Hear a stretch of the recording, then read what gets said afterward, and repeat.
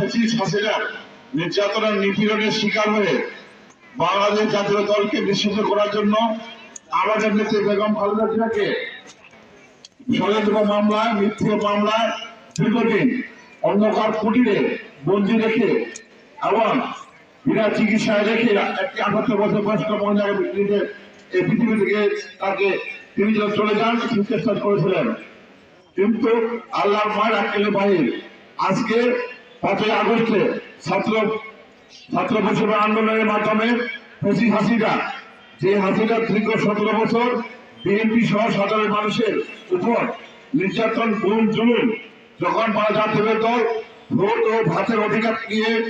আন্দোলন করেছে, সেই সময় ফ্যাসিস্ট হাসিনা, কুখ্যাত হাসিনা গুম করে, খুন করে, হত্যা করে, জেল করে, জুলুম দিয়ে, মিথ্যা মামলা দিয়ে বলা জাতীয় দলের সকল নেতা কর্মীদের জেলখানায় রেখে এবং সাধারণ মানুষকে তাদের অধিকার থেকে বঞ্চিত করেছে।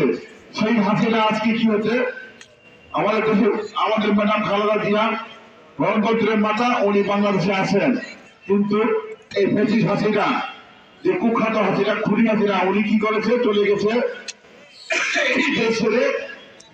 ভারতে পলায়ন করেছেন, মোদীর কাছে আশ্রয় দিয়েছেন। তাই বলতে চাই, আজকে আওয়ামী লীগ এই দেশ উন্নয়নের নামে বাংলাদেশের কত শত হাজার হাজার কোটি টাকা দুর্নীতি করে দেশে পাচার করেছেন, নিজে ধ্বংস করে দিয়েছেন। আজকে এই যুব সমাজ আপনাদের মাঝে শীতবস্ত্র বিতরণ করবেন এবং আমাদের নেত্রী বেগম খালেদা জিয়া, উনি লন্ডনের চিকিৎসায় গিয়েছেন, সেই চিকিৎসা উনি করছেন এবং উনি কিছুটা সুস্থতা হয়েছেন। আমরা চাই আজকে এখানে দোয়া হবে আমাদের ম্যাডাম খালেদা জিয়া, আগামী বাংলাদেশের প্রধানমন্ত্রী যিনি হবেন, সেই নেত্রী গণতন্ত্রের মাতা, তার জন্য দোয়া করে উনি যেন সুস্থ হয়ে ফিরে এসে আমাদের মাঝে আবার রাজনীতি যোগদান করতে পারেন, এই আশা ব্যক্ত করে এবং সকলের শুভেচ্ছা কামনা করে আজকে প্রধানমন্ত্রীর বক্তব্য শুনবো, এই আশা ব্যক্ত করে আমি